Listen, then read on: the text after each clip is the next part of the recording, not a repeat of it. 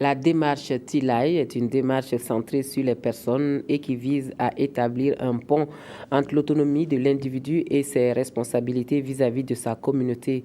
Les femmes parlementaires se forment sur ce concept à Kombisiri. L'idée, c'est d'être plus à l'aise dans la prise de parole pour défendre les dossiers soumis à la sanction du Conseil national de la transition.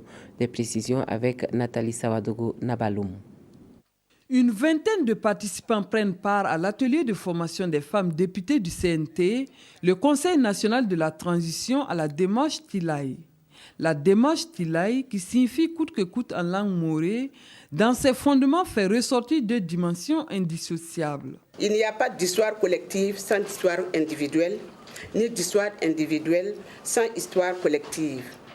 Il s'agit dès lors de concilier le je et le nous, en établissant un pont entre l'autonomie de l'individu et sa responsabilité sociale vis-à-vis de sa communauté. Le président de la Commission des Affaires étrangères, de la Sécurité et de la Défense et la coordonnatrice des femmes du CNT ont salué l'initiative de la Marche mondiale des femmes.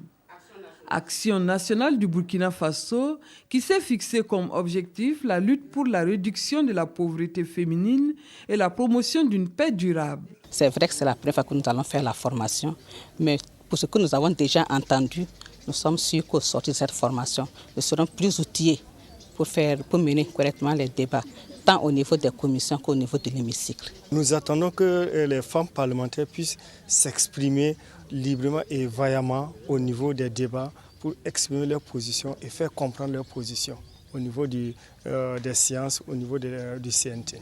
Grâce au soutien de l'agence CORAD, représentée par sa directrice exécutive, la section burkinabé de la Marche mondiale des femmes, en plus de ce séminaire, a pu accompagner plus de 200 femmes candidates au scrutin municipal de 2012.